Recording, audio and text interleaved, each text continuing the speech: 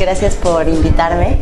Me da muchísimo gusto estar aquí con ustedes. Me parece muy interesante el proceso que están a punto de iniciar. Creo que es un planteamiento que les va a generar mucho a ustedes, pero ojalá también genere mucho a la playa de la Angostura, ¿no? En Acapulco sería el objetivo. Me invitaron a mí para que yo les platicara un poco alguna experiencia que les pudiera ayudar en este proceso y se me ocurrió platicarles, primero les voy a platicar de un proyecto que hicimos en un sitio que no tiene mucho que ver, pero que es un espacio público y que ha activado el uso del espacio y además ha recompuesto partes del tejido social, que yo creo que finalmente un espacio público tiene que ser eso, tiene que hacer eso, ¿no? Y sobre todo como alguna intervención en la ciudad, creo que es muy importante que el fin último sea, pues sí, la recomposición del tejido urbano y que eso provoque la recomposición del tejido social, ¿no? El proyecto del que les voy a hablar y me voy a tener más es el proyecto del Jardín Botánico en Culiacán. Este proyecto lo empezamos a hacer en el 2008, 2006. Sí, llevamos 8 años. En el 2006, Culiacán, bueno, todos saben, la capital del estado de Sinaloa. En la imagen ven el estado de Sinaloa y Culiacán. Es una ciudad que la primera vez que yo fui podía haber pensado que era una ciudad promedio, una ciudad como cualquier otra ciudad en el país. A simple vista uno puede hacer ese tipo de análisis. Es una ciudad que tiene, como todas las ciudades del país, de distintas regiones, en promedio dos niveles de altura, de densidad en toda la ciudad. Es una ciudad muy plana. Es una ciudad muy mezclada, ¿no? Con grandes diferencias en términos tanto de infraestructura como sociales y como políticos, como todas las ciudades en el país.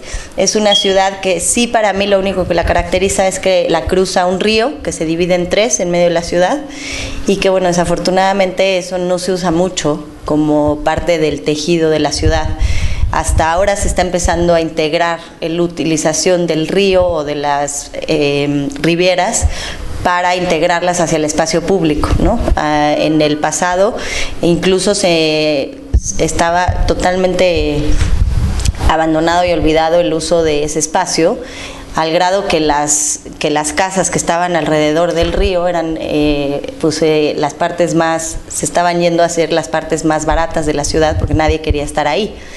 Cuando todo el mundo sabe que aprovechar un río hacia una ciudad pues puede darle muchísimas cosas, no solo la foto de la ciudad, ¿no? Sino realmente puede ser un espacio generador de encuentro social y un espacio público importante en donde se puede empezar a entretejer distintas historias de la ciudad, ¿no? Pero bueno, aparte de esa lectura y una lectura un poco más profunda, uno se da cuenta que Culiacán es una ciudad muy rica para promedio de la ciudad. Desde el primer día que llegué me di cuenta de eso.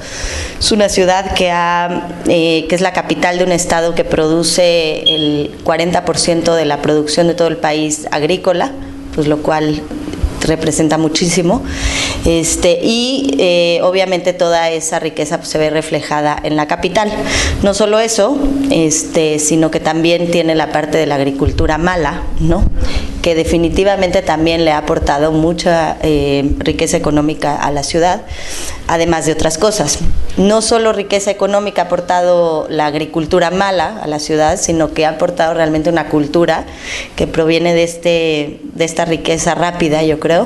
En Culiacán y en otros lados a veces le llaman el narcodeco, y que sí ha generado una arquitectura y un urbanismo que responden a esta nueva cultura que se ha generado a partir de este negocio, y que sí está muy integrado en la sociedad, no solo el negocio, sino gente que no participa en el negocio. Ya la cultura está permeada, la música, la arquitectura, el arte, de veras está muy permeado el negocio del narcotráfico en este asunto, y sobre todo la moda que ha dejado ese negocio, ¿no? lo cual pues no siento que haya que hacer ningún juicio de si es bueno o malo, sino simplemente existe, ¿no? Es una realidad. Este es el cementerio de los narcos, que crece y crece y crece, desafortunadamente, pues ya se imaginarán a qué grado crece, porque pues es un negocio un poco peligroso. Y bueno, como les decía, pues ha permeado a tal grado que no solo es en términos de la cultura, sino también la religión. O sea, los narcotraficantes y esta gente son muy devotos al santo de Jesús Malverde, que tiene hasta su propia capilla, ¿no? Incluso no solo son devotos a ellos, sino que realmente también Jesús Malverde ha permeado como parte de la cultura de esta sociedad, y no solo ya de los narcotraficantes, sino realmente de la gente que ni siquiera tiene que ver con el negocio, ¿no? Entonces, en esta ciudad, con estas características, hace 8 años nos invitaron a hacer este proyecto en un jardín botánico, que es este que ven aquí, que ya existía. El jardín botánico se inició hace 25 años, 30, debido al interés de un ingeniero civil, que tenía amplio interés en la botánica y tenía una colección importante en su casa. A partir de eso, y que conoció a un gobernador y demás, convenció a la gente que le donaran un espacio público para que su colección, que ya no le cabía en su casa, pues se pudiera poner en un espacio público y la gente lo empezara a visitar, ¿no?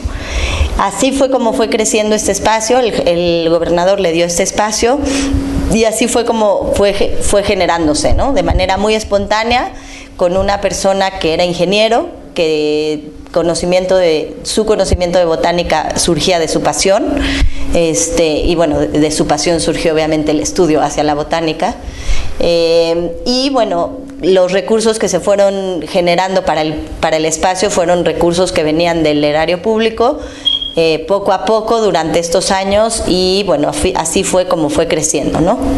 Nunca tuvo este espacio una planeación integral, no se hizo con un plan en mente, ni con un plan de crecimiento, ni con un plan de establecimiento o de integración de los elementos, de los espacios, ni con un objetivo, ni con una visión. Se hizo muy, muy intuitivamente.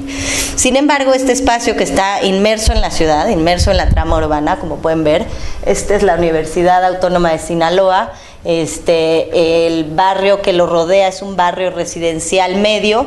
En su época, cuando se inició el Jardín Botánico, este era el barrio residencial más alto de la ciudad. La gente ha ido emigrando a otros lados. Hoy en día se convirtió en un barrio residencial medio. El río lo divide del centro histórico. El centro histórico es lo que está después del río, sin embargo está muy cerca, o sea, está caminable con el límite del río, que hasta ahora ha sido un límite porque no se puede cruzar. Ya se puede cruzar porque hay un puente, pero hasta ahora había sido un límite, ¿no? Y ahora ya permea un poco más porque ya hay un puente ahí. Hacen falta otros, pero bueno, hay uno. Y bueno, en el norte, porque eso es hacia el sur, la vista en el norte, la ciudad continúa, es una parte de la ciudad nueva, de desarrollo nuevo. Alrededor sigue estando este mismo barrio, que es de residencial medio, y después permea una parte ya como más de alrededores de la ciudad, que en realidad, bueno, para nosotros los que vivimos aquí en la Ciudad de México es como aquí la colonia Condesa, o sea, muy cerca. Ya no nos vayamos hasta Coyoacán, en donde ya empieza a sentirse como las afueras de la ciudad, ¿no? El Jardín Botánico juega un rol importante en la sociedad desde hace mucho tiempo. No es que nosotros hayamos llegado a cambiar nada, la verdad. El Jardín Botánico ya tenía una referencia importante en el quehacer cotidiano de la gente, tanto para hacer ejercicio como referencia para la gente, para ir a a descansar. Y bueno, mucho para escuelas, para enseñar a los chiquitines acerca de distintas cosas de botánica, de cultivos, de tecnologías de cultivos y demás, porque bueno, como bien les dije al principio, Sinaloa es un estado que depende de la agricultura, ¿no? Entonces de alguna manera sí tiene una parte, aunque es botánico, no tendría que tener relación con la agricultura, sí tiene mucha relación con la agricultura. Y bueno, el día que yo llegué, yo nunca había estado en Culiacán y más o menos las impresiones que les di fueron las que recogí ese día.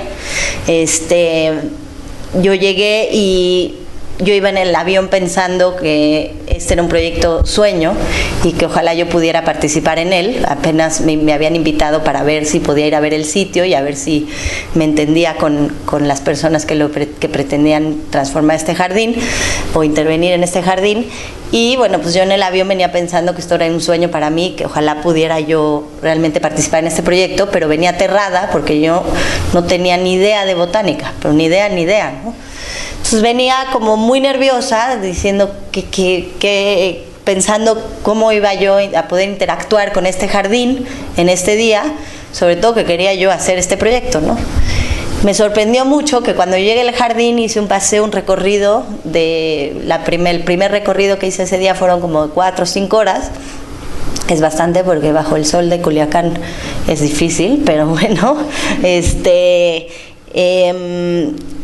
el jardín me enseñó muchísimo. No solo pude captar como la esencia del mismo, sino pude aprender realmente de botánica y empaparme de lo que era el jardín, de lo que tenía como objetivo y de lo que era como botánica. Entonces, mi sensación fue desde ese momento de pensar de cómo podríamos establecer un proyecto que pudiera siempre resguardar eso, que siempre al visitante que fuera a llegar al jardín botánico pudiera sentir lo mismo que yo, en vez de sentirse como rechazado porque hay mucho conocimiento y tú no tienes idea, sino sentirte acogido y además enseñado, ¿no? O sea, además que te enseñaron y como muy amablemente.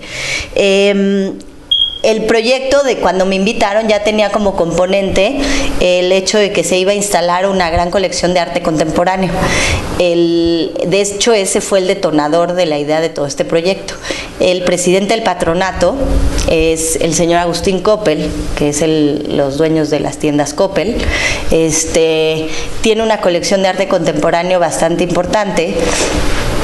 Que ya es un referente a nivel nacional e internacional, con una gran colección de piezas de artistas de todo el planeta.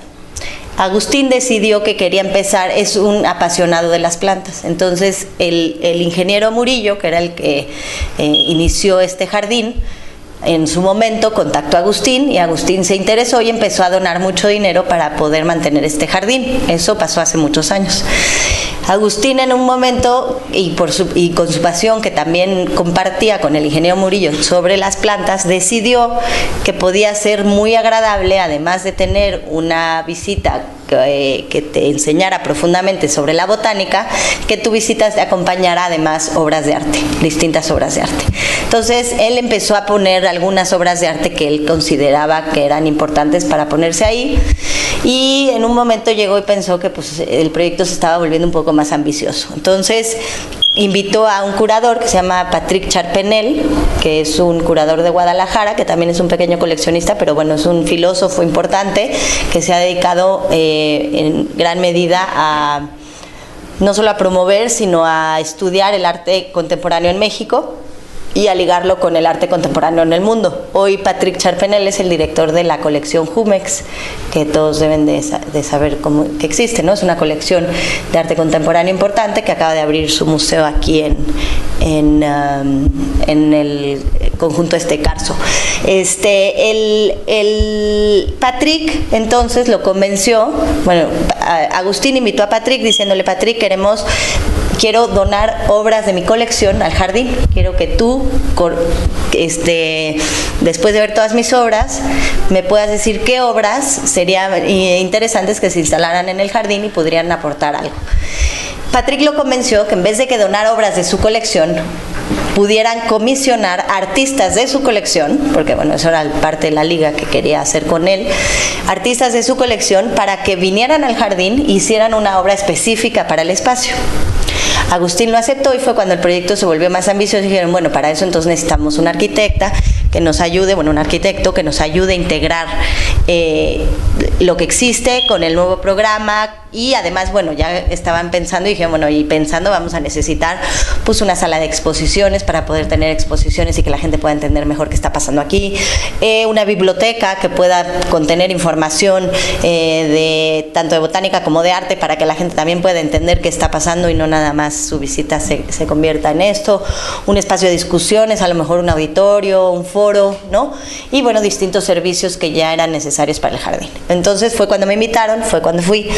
Y entonces, bueno, una de mis principales motivaciones cuando lo conocí, como les decía, era cómo lograr mantener ese carácter del jardín de intuitivo, porque al haberse hecho tan intuitivo, tenía esa característica de ser tan abierto, tan abierto para todo el mundo, tan democrático de alguna manera, ¿no? Cómo poder además mantenerlo para que la gente sintiera como yo sentí cuando entré al Jardín Botánico, la misma gente que siente lo mismo, porque eso es lo que pasa cuando la gente se acerca al arte contemporáneo. Aquí vamos a meter arte contemporáneo, y mucha gente no entra a un museo por este mismo miedo que yo tenía al entrar al Jardín Botánico, de no saber nada. Mucha gente no se acerca a los museos, y sobre todo en un lugar como Culiacán, en donde la gente no tiene alto contacto con el arte, en museos como tal, no tiene tiene un museo, ¿no? De arte, y que no tiene grandes exposiciones, ni es muy recurrido, ni nada, ¿no? Entonces, ¿cómo poder mantener el jardín para esa gente, para ese público en términos botánicos, y cómo introducir ese arte de esa misma manera para que la gente además pueda empezar a interactuar con el arte como yo empecé a interactuar con la botánica y se pueda empezar a relacionar con el arte? Entonces, lo que decidimos de entrada fue generar un plan maestro que pudiera ayudarnos a integrar estas dos cosas. Por un lado, toda la nueva estructura que se iba a hacer, o infraestructura, ¿no? En este caso de servicios, espacios para arte y demás, todo el arte, y que pudiera integrarlo con lo que ya existía. ¿Qué podíamos hacer para que nuestro plan no se impusiera y no generara un espacio perfectamente ordenado, elitista de alguna manera, y pensado para una mente intelectual y tan, ¿no? ¿Cómo podíamos sacar la información del espacio para que nos pudiera realmente ayudar a integrar la nueva fase de los nuevos edificios que se pretendían hacer en el jardín? Entonces, lo que hicimos fue buscar en un principio un patrón o algo así que nos permitiera ordenar esto o combinar esto, y obviamente al tratar de buscar patrones geométricos pues no encontrábamos nada que nos sirviera. Finalmente se nos ocurrió que necesitábamos buscar elementos que existieran en el jardín para poder hacerlo, y decidimos generar estos trazos de un árbol del Jardín Botánico, sobreponerlo al plan maestro y adaptarlo a lo que existía. En realidad las ramas de un árbol son muy flexibles, y si tú, por ejemplo, cortas una rama o la mueves, el árbol sigue creciendo y sigue encontrando sus caminos, ¿no? Entonces a nosotros nos gustaba mucho esa comparación, porque teníamos que adaptarnos al sitio, teníamos que adaptarnos a lo que existía, teníamos que integrarnos, ¿no? Entonces el árbol podía tratar de integrarse y de buscar sus propios caminos en lo existente, ¿no? Como lo hace normalmente un árbol. Entonces eso fue lo que hicimos, y el primer plan maestro que propusimos fue este. A mí, cuando yo fui, en esta ocasión que estaba ahí, Agustín me dijo, bueno, Tatiana, hazme una propuesta para ver cómo podemos poner un auditorio, hazme una propuesta para un auditorio, una biblioteca, una sala de exposiciones, un salón para niños, un espacio de oficinas, etcétera, ¿no?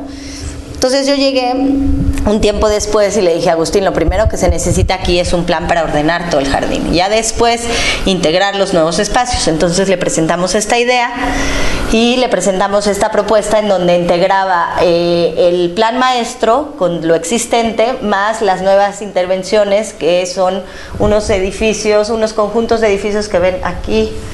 Es la zona cultural, allá es la zona de servicios educativos, un invernadero, y en los accesos integramos los servicios como cafetería, accesos, taquillas, oficinas y demás, ¿no? Por el jardín repartidos además están los servicios sanitarios y hay uno que otro, un pabellón como de comida, se llama un mercado, y otros más de servicios como baños sanitarios y demás, ¿no?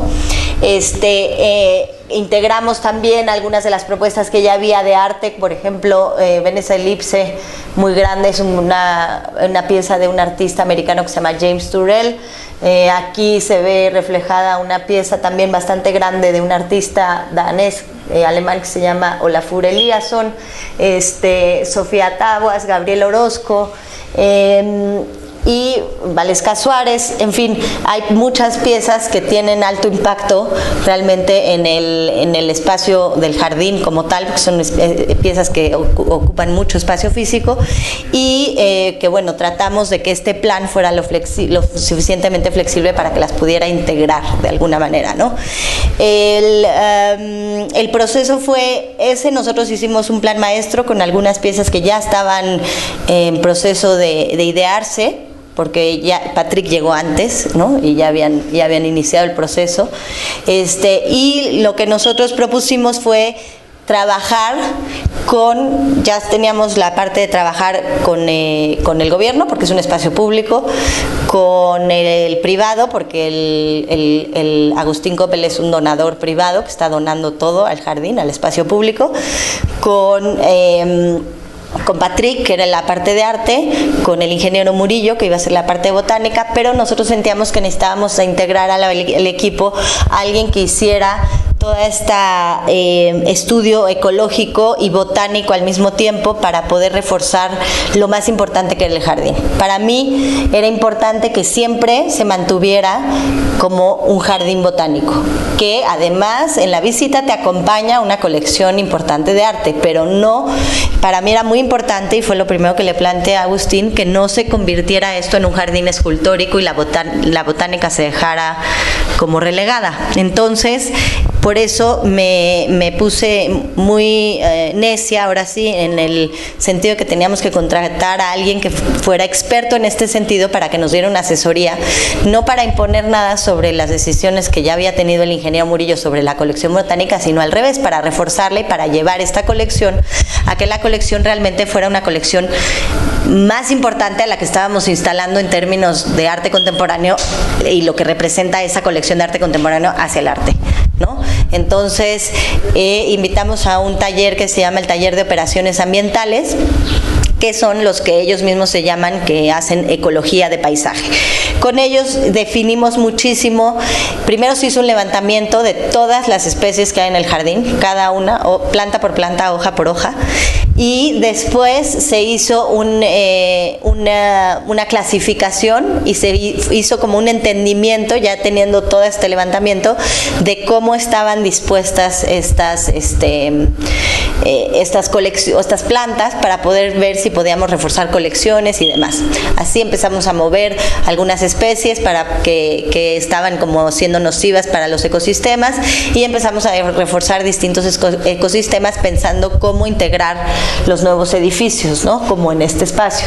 Aquí se puede ver cómo podíamos entender cómo integrar esta nueva conjunto de edificios, además de reforzar los espacios existentes. Esta era una estanque que existía, cómo poder tener un espacio que lo pueda hacer más disfrutable y más integrado al paseo del jardín, ¿no?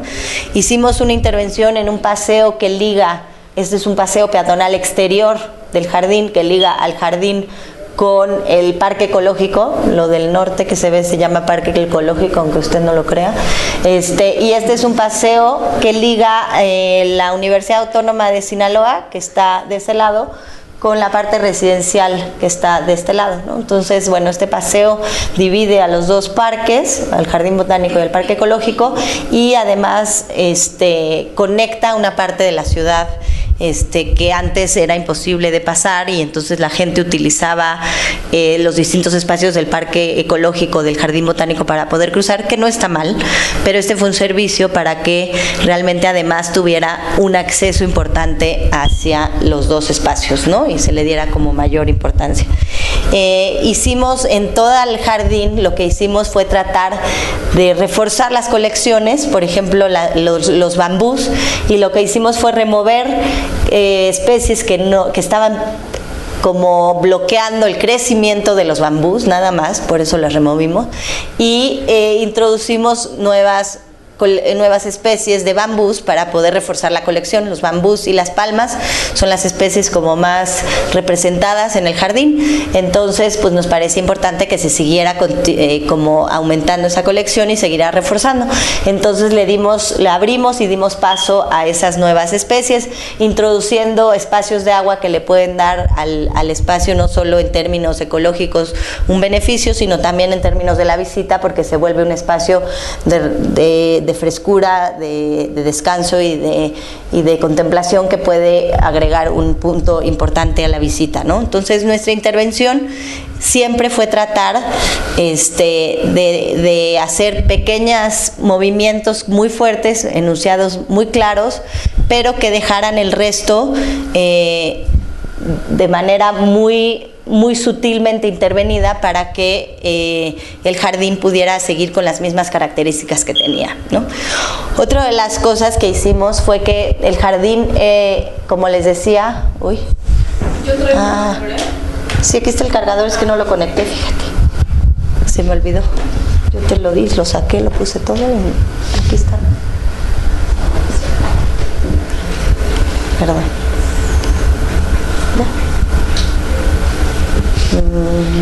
No creo que no tiene, sí, ya, perfecto. En el jardín pasan cosas muy padres todos los días, como por ejemplo estas señoras que toman una clase de yoga ahí. Hay gente que va a correr, hay gente que va a hacer un picnic, hay gente que se va a sacar sus fotos de 15 años, hay gente que, como les dije, hay escuelas que llevan a los niños, en fin, hay muchísimas actividades que se dan de manera espontánea y que lo que queríamos era solamente incluso reforzarlas, ¿no? Entonces nuestro primer interés fue: increíble, hacen yoga, vamos a hacerles un espacio divino donde hagan yoga. Y luego dijimos, no, espérate, o sea, si le hacemos un espacio para que hagan yoga, ya no se va a dar esta cosa de manera espontánea. Entonces, más bien vamos a dejarlos que hagan yoga y vamos a mejorar los jardines, los espacios que les gusta contemplar, para que ellos decidan hacer yoga donde quieran hacer yoga y seguir haciendo yoga de la manera cotidiana que la hacen hasta hoy. De alguna manera importante, como les dije, que este espacio continuara siendo lo mismo que era hasta ahora, pero levantado, que enriqueciera un poco más, no que imponiera nada. Entonces, para nosotros, en el momento que empezamos a pensar como arquitectos controllers de todo, y decir, sí, vamos a hacer un espacio para yoga, y vamos a hacer una pista para correr, y vamos a un espacio para picnics, y nos dijimos, no, momento, entonces justamente vamos a violar todos los principios de la espontaneidad y de la cotidianidad que se dan en el jardín, que es lo más importante y que es lo que más aporta al tejido social en Culiacán, que ese espacio aporta. Entonces decidimos, como les dije, nada más crear o reforzar la colección botánica y los espacios que nos dimos cuenta que ellos, por ejemplo, utilizaban lugares con sombra y que tuvieran cada vez una característica distinta para que pudieran contemplar distintas cosas cada día, ¿no? Obviamente se repiten porque no es interminable, pero entonces lo que hicimos fue pues irles introduciendo plantas distintas en los espacios distintos y ellos mismos se van cambiando a hacer yoga a distintos espacios, ¿no? Introdujimos también una red de canales de agua que ya servían para regar todo el jardín, pero no eran como parte de las cosas que se podían contemplar porque no se veían, estaban escondidos. Y nosotros decidimos formarlos parte del recorrido para que pues a tu recorrido de repente te encuentras con estos canales que llevan el agua, que riegan todo el jardín, que simplemente ya estaban y es nada más un gesto como de, bueno, vean cómo se riega el jardín, pero además pues es muy agradable tener tanto el sonido como el ambiente que genera el agua, ¿no?, en tu recorrido. Y bueno, como les dije, las intervenciones eran más bien entender cómo podíamos generar los espacios para poder acceder a distintos lugares, y reforzar como de alguna manera la parte botánica, pero dejarlo de manera muy intuitivo y muy selvático y muy poco de alguna manera diseñado. Está diseñado, porque está pensado cada planta que está introducida ahí, entonces es difícil decir que no está diseñado, pero diseñado específicamente para eso, ¿no? Más fotos de lo que les estoy platicando de nuestra intervención, y bueno, la parte de arte. La parte de arte creo que es la oportunidad más grande que yo creo que ha tenido un espacio público del país, y una transformación increíble. El arte se pensó, como les dije, invitando a artistas que pudieran hacer una intervención en el sitio. Se pensó como un espacio que podía ser muy agradable para tener el arte y que pudiera acompañar la visita. Se pensó para reforzar la visita del Jardín Botánico, y yo creo que se pensó en muchas cosas, pero lo que está generando realmente no creo que nunca lo hayamos ni imaginado como tal. El arte hoy en día está formando una parte de esta cotidianidad importante, eso sí lo imaginamos, pero nunca imaginamos que realmente la transformación iba a ser tan rápida de la gente en su actitud hacia el arte, ¿no? Evidentemente los artistas, además, que se escogieron con gran sensibilidad, hicieron piezas que están provocando este diálogo de manera importante. Bueno, el arte trata siempre de eso, pero que se permiten de una manera mejor por el espacio en donde están. Sin embargo, de todas formas, yo creo que estas mismas piezas, estas idénticas mismas piezas puestas en el museo de ahí de Culiacán, no hubieran generado lo mismo de ninguna manera, ¿no? Por ejemplo, obviamente esta pieza pues se presta a esto y más. En un museo nadie se hubiera atrevido, ni aunque se pudiera, a acercarse a la pieza, ¿no? Ni aunque nadie te dijera que no, porque es algo que ya tienes en la cabeza. Vas a un museo, manitas de museo, y nadie toca, ¿no? Pero en el jardín, pues para eso están las piezas, para que la gente realmente empiece a interactuar con ellas de manera cotidiana. Otra pieza de un artista muy importante que se llama Dan Graham, que es muy difícil de fotografiar porque él lo que juega es con la perspectiva generada a través de estos vidrios curvos y las reflexiones que se hacen con él y con el entorno, entonces se vuelve como muy difícil de fotografiar, pero bueno, que se está obviamente volviendo un escenario de distintas manifestaciones que no necesariamente son las que el artista se imaginó. Por ejemplo, marco de fotos de los momentos más importantes de la vida de esta gente, ¿no? Entonces, o esta pieza de Francis Salis, que decidió manejar su bocho hasta Culiacán y darle como el último adiós ahí y dejarlo a que lo entierre la naturaleza, ¿no? Obviamente, pues las reacciones que ha generado el encontrarse un bocho estrellado en el Jardín Botánico con placas del DF, ya se podrán imaginar lo que son, ¿no? Estas personas, yo tomé esa foto y yo los escuché diciendo que era increíble que este borracho hubiera podido pasar al jardín a estrellar su coche, y que además qué chilangos podían permitir a que este chilango que entrara al Jardín Botánico borracho, ¿no? Que justamente esta es el tipo de interacción que el arte busca, ¿no? Irónicamente, esta es la interacción que busca, pero se pone en un cubo blanco adentro de un museo y no la genera. Entonces, para mí eso ha sido increíble y ha sido como darse cuenta de cómo poder, que no lo genera en México, ¿no? O sea, en México, si ponemos este arte dentro de una caja blanca en un museo, nadie va. A lo mejor en Francia sí, porque la gente está muy educada y tiene muy educada a eso. No estoy diciendo que estén más educados o no, sino está educada a eso, a entender el arte en un museo. Así han crecido, porque así es su cultura, pero no la nuestra es muy distinta, ¿no? Entonces, si nosotros tratamos de copiar un modelo de cómo y por eso digo Francia, porque ustedes le pusieron Acapulco Cannes al workshop, si nosotros tratamos de copiar un modelo de cómo se mira o cómo se comporta una sociedad en un país ajeno, aquí lo único que va a pasar es que va a ser ajeno. O sea, hay que entender como el fondo, hay que ver cuál es el objetivo y entonces de esa manera poder responder cómo podamos adaptar nuestras idiosincrasias de alguna manera para que se pueda generar. Eso la verdad es que como que no lo pensamos 100%, o sea, sí, pero no lo imaginamos realmente hasta que lo vimos pasando, ¿no?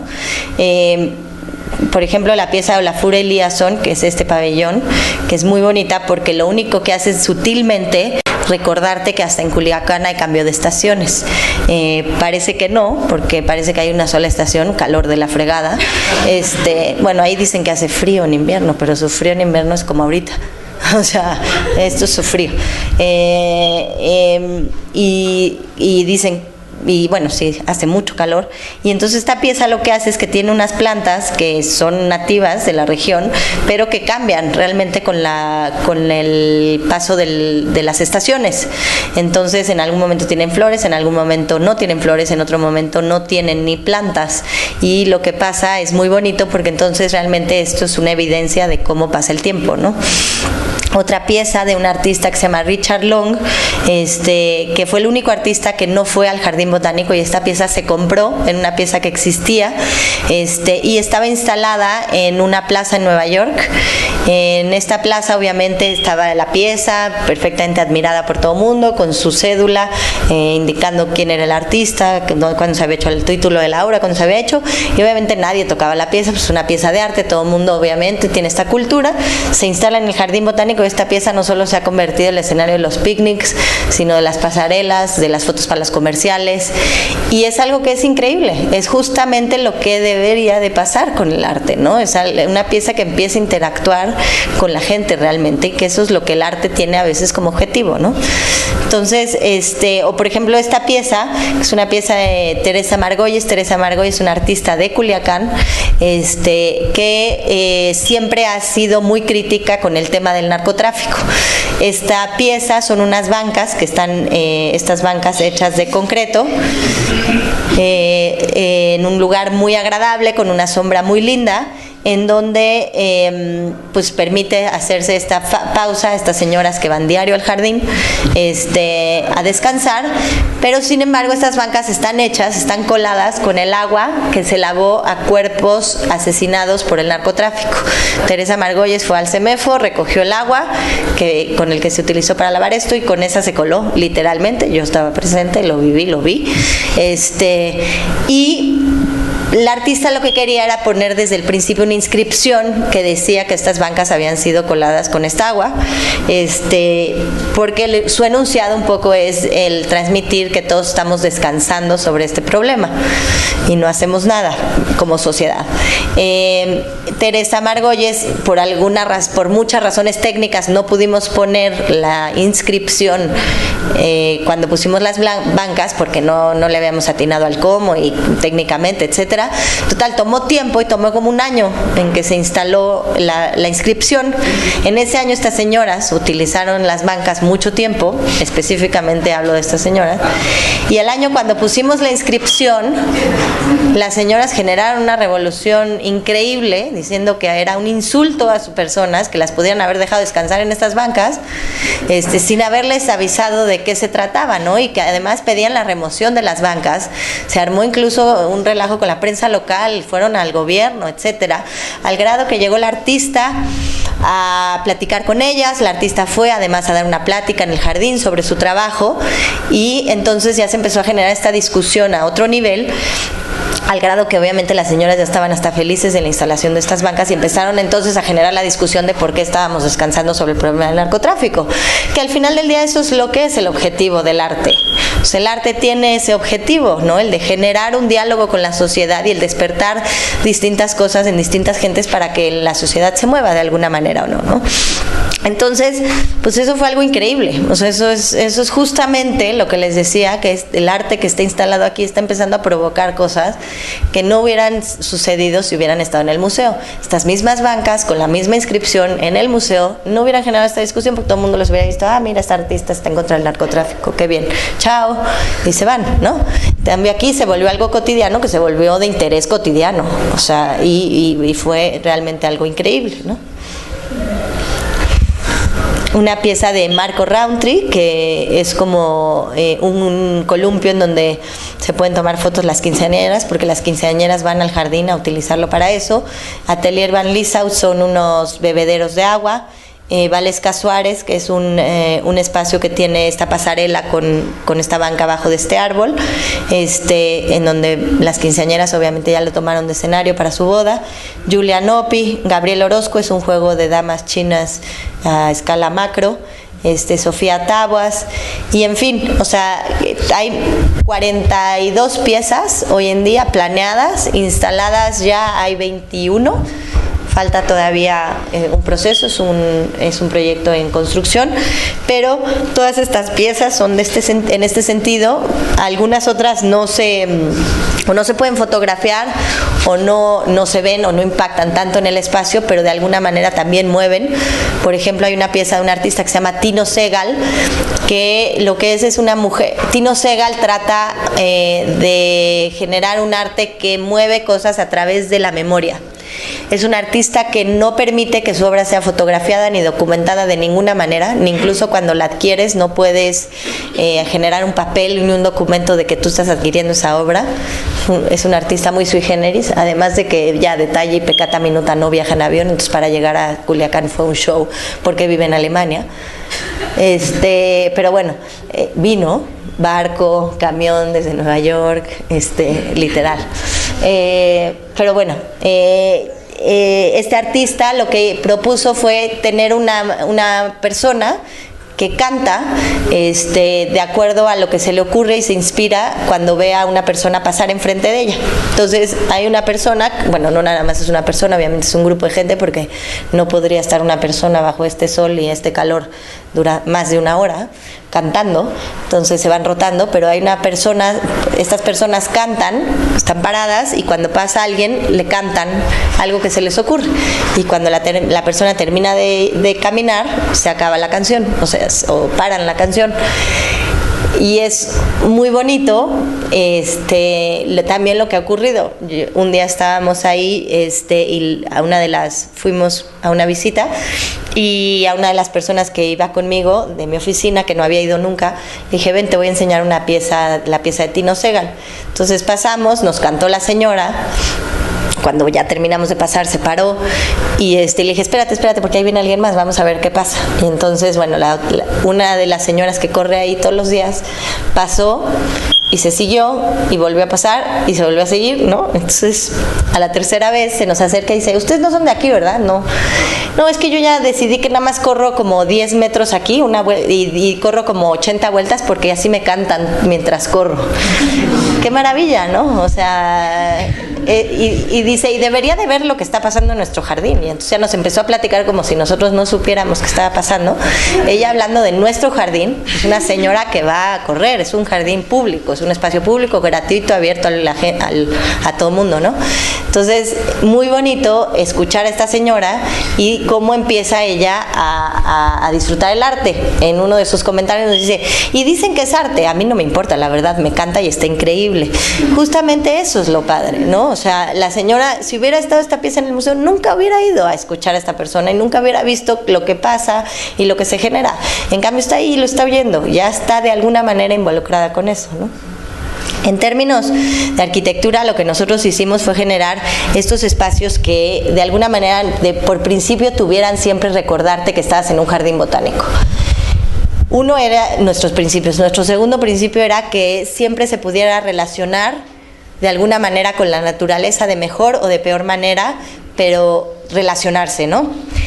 De alguna manera lo que tratamos entonces de hacer es estos espacios que responden a la trama del plan maestro que les enseñé, pero que además responden al programa que se les impuso y al entorno que los contiene, ¿no? El primer espacio que construimos es este auditorio, bueno, este pequeño auditorio abierto, que lo que nos pidieron que hacer era como una sala como estas, en donde pudiera entrar la gente, 70 personas más o menos, de 40 a 70 personas, a ver un video de 7 minutos que era introductorio para el jardín. Nosotros lo que pensamos es, bueno, vas a ver una introducción, un video introductorio de lo que es tu visita. ¿Por qué lo vas a ver en una sala que podrías estar en cualquier parte del planeta, ¿no? ¿Por qué no lo ves ya empezándote a empapar de lo que es el jardín botánico, incluso sentándote y empezando a sudar el calor del jardín botánico? Entonces decidimos generar este espacio abierto y que fuera realmente un espacio que te permitiera recordarte siempre que estás en el jardín botánico, de manera que hicimos estos muros que sí te acogen y que sí te dan como la bienvenida de cierta forma para poder ver este video, y nos preocupamos por generar esta sombra a nivel de vegetación. Esto fue cuando acabábamos de terminar el espacio.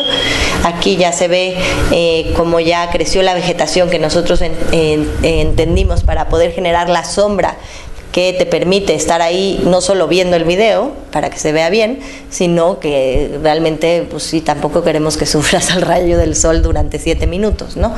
Entonces, fue simplemente un gesto muy sencillo de generar estos muros que te como aíslan un poquito para poder hacerte que te concentres en el video, pero que a la misma vez son abiertos y es un espacio que te permite recordar que sigues y estás en el jardín y vas a iniciar esta visita en el jardín botánico.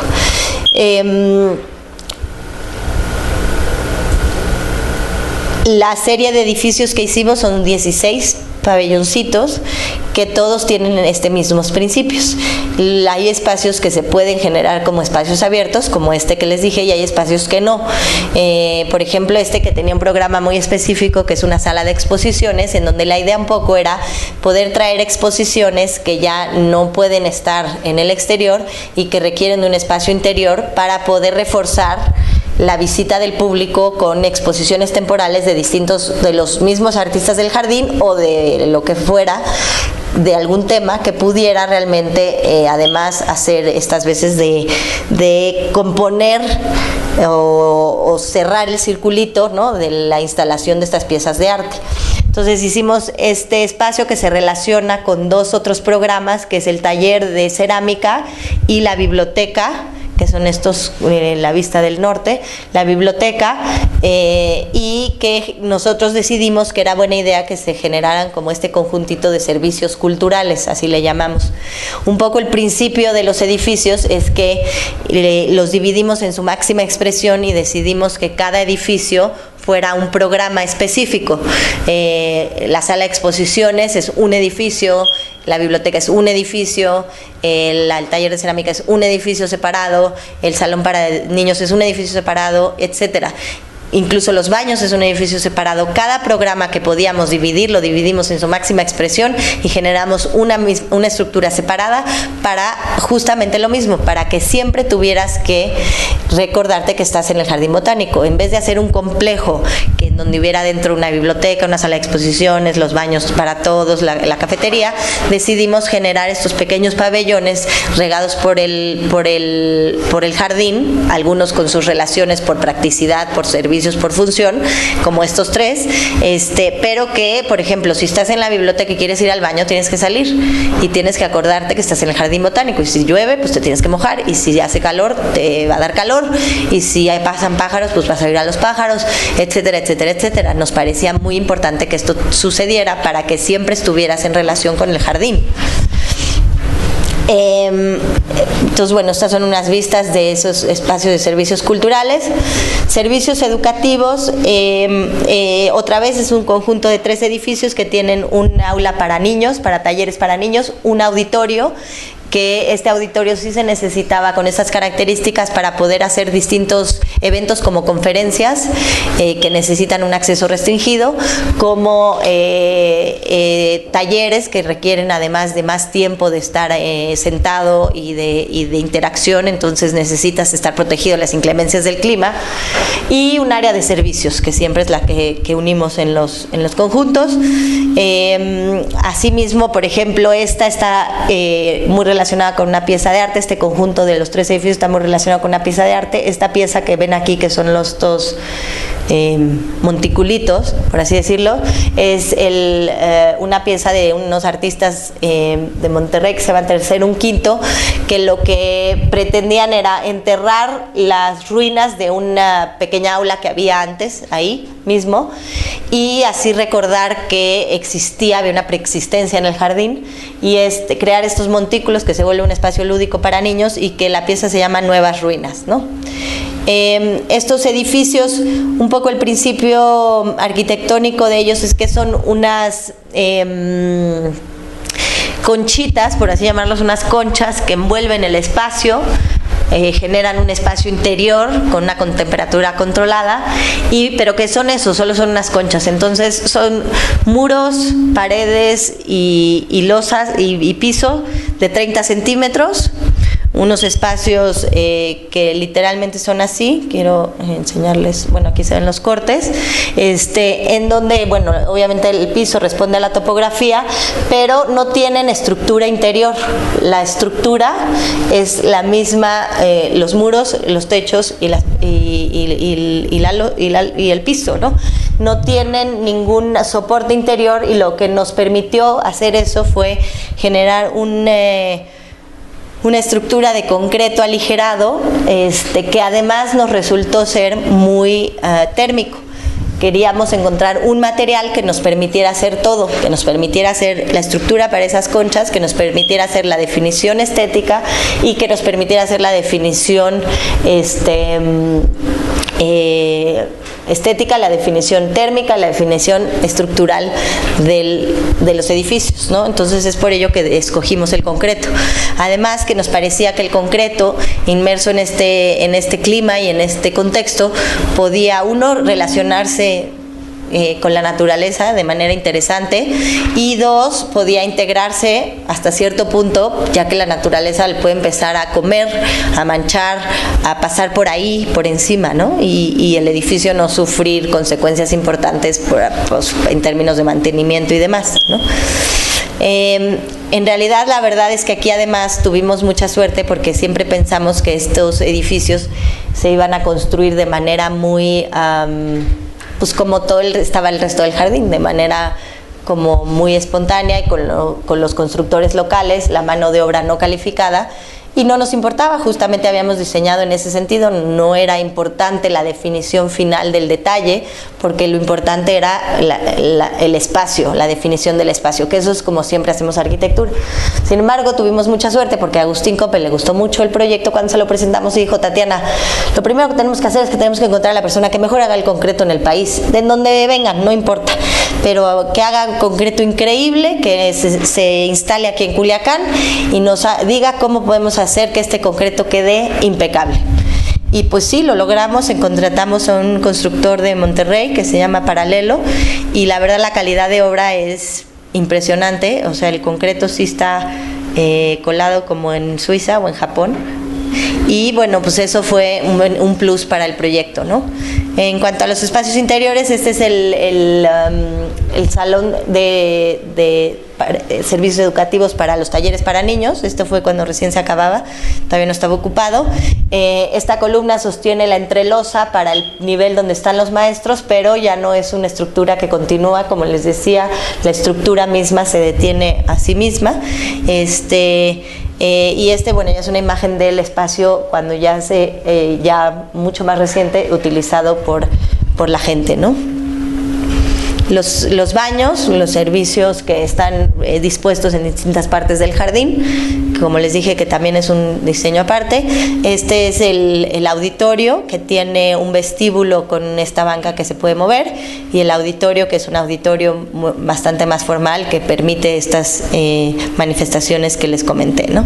Como les decía, pues la calidad del concreto realmente es increíble, pero bueno, en este caso, a nosotros no era nuestro interés primordial, porque siempre tenemos pensado en nuestra arquitectura. Es importante, y creo que es importante también que nosotros siempre estemos muy conscientes de eso, que estamos trabajando en un contexto con estas características, en donde la mano de obra tiene unas características muy especiales, que a lo mejor no es muy tecnológica, no está muy entrenada, pero es muy flexible y es muy creativa.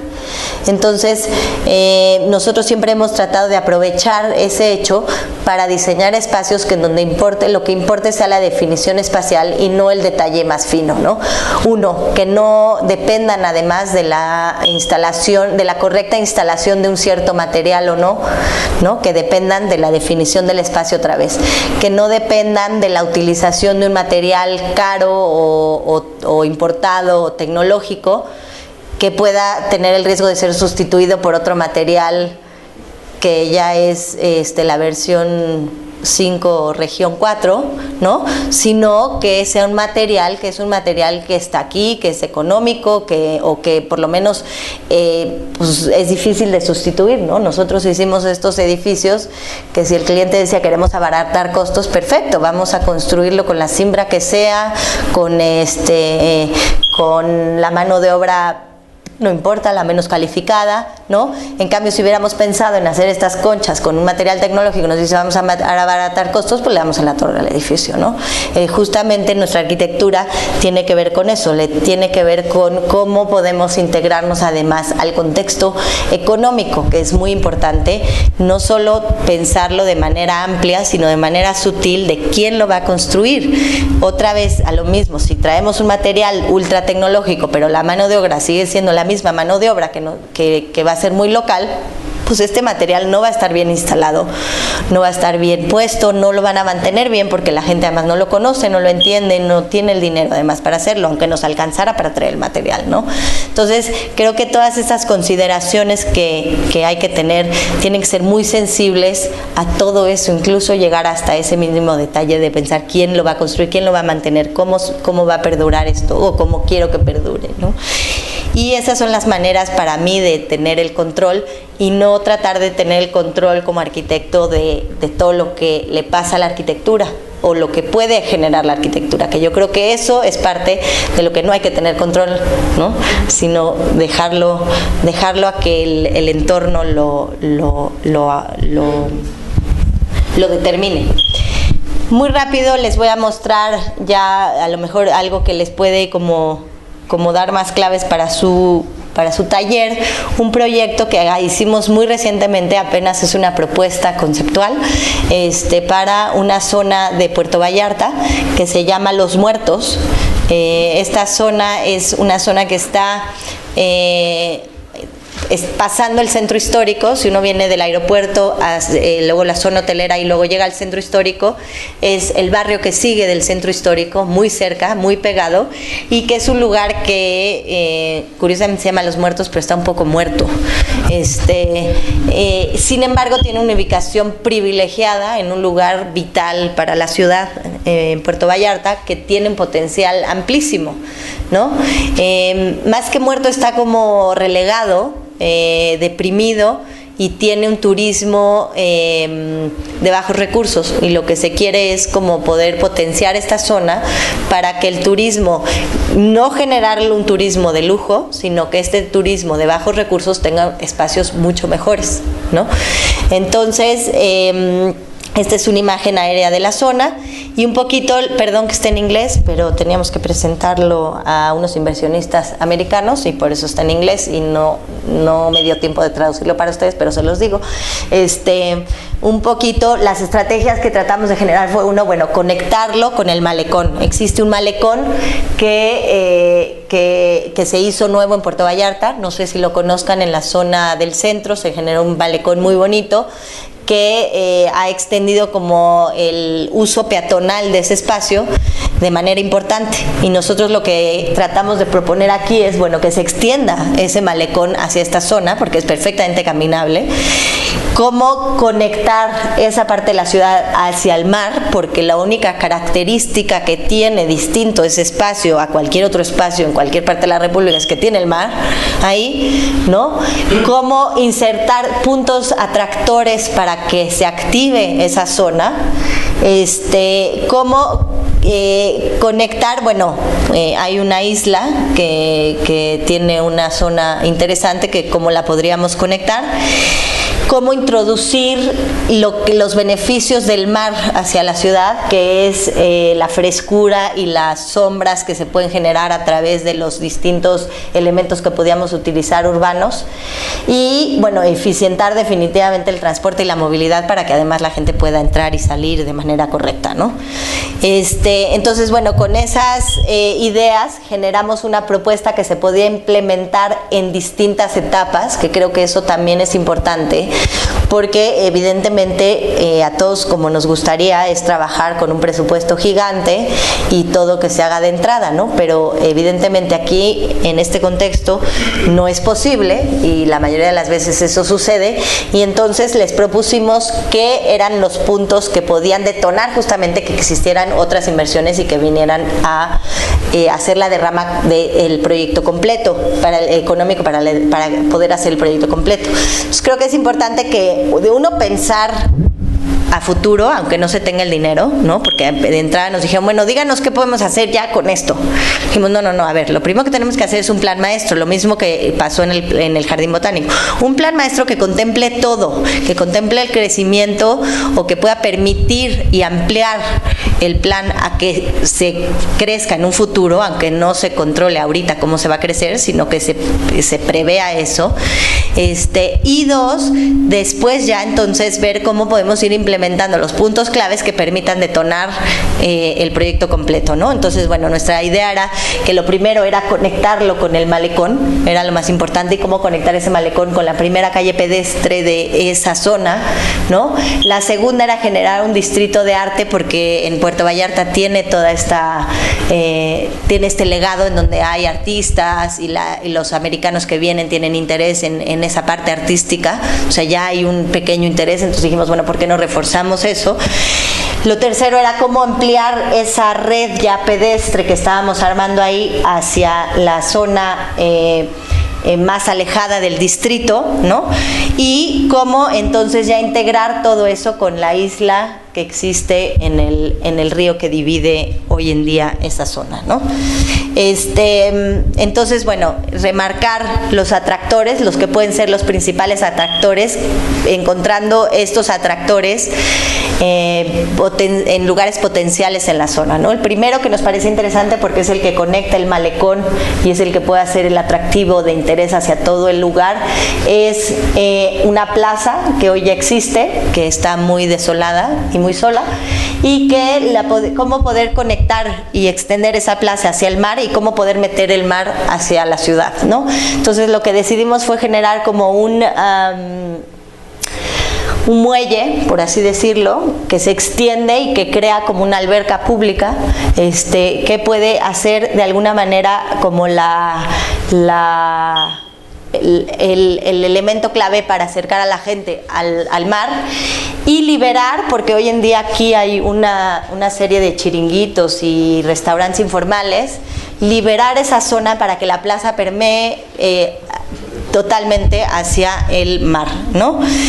Además de eso, bueno, identificar los puntos potenciales de lugares específicos. Allá hay otra placita, entonces había un terreno al lado. ¿Qué podemos hacer con ese terreno? Bueno, ya había una casita en donde se empezaron a instalar distintas tiendas de comida orgánica y mercado y no sé qué. Entonces dijimos, bueno, ¿por qué no instalamos un mercado de comida chiquito, no es nada grande, pero bueno, un mercado chiquito en donde pueda haber se puedan instalar estas tiendas que ya están ahí, ¿no? Un hotel de cuartos. Ya existe ahí un hotel, el Rojo, pero remodelarlo, integrarlo, que sea un hotel económico, que pueda tener como uso la plaza, pero que está muy cerca y conectado con la calle peatonal del mar, ¿no? Y bueno, cómo conectarlo con estos distintos puntos que pueden tener acceso los inversionistas para activar estas zonas que ligan directamente esto con el centro, ¿no? Aquí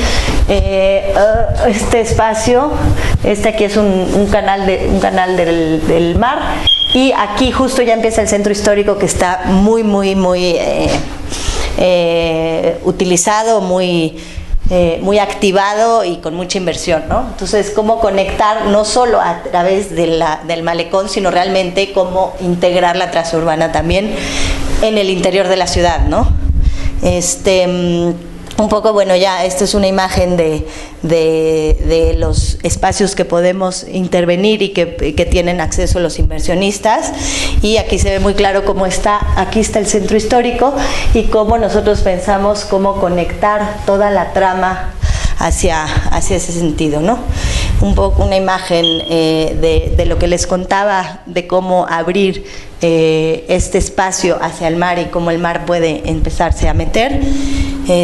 Y bueno, ya estrategias puntuales de cómo hacer esto, ¿no? El estado actual, como les decía, está bloqueada la vista.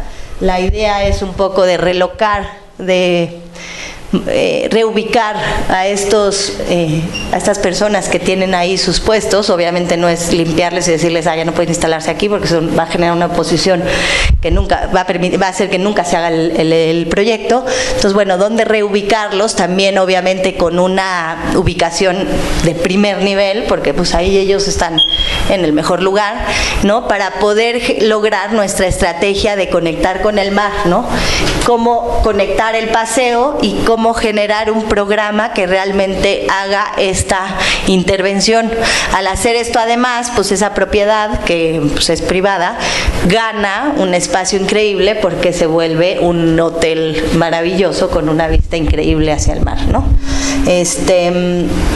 Otra estrategia, la de la plaza que existía, como les dije, en la zona que conecta con el tejido urbano de la ciudad, es pues generar obviamente una plaza que pueda tener sombra y que pueda tener un espacio agradable, pero conectada con dos programas que la puedan reactivar, que es el mercado y el hotel, ¿no? Que puedan reactivar esta zona urbana, que es justamente un punto importante para conectar internamente, o sea, no a la orilla del mar, sino internamente el tejido urbano de ese espacio, ¿no? Pues muy rápido con eso termino la presentación, porque me gustaría, si quieren, que abramos un poquito a una pequeña discusión, y para no quitarle tiempo al ponente que sigue, ¿sale? Muchas gracias.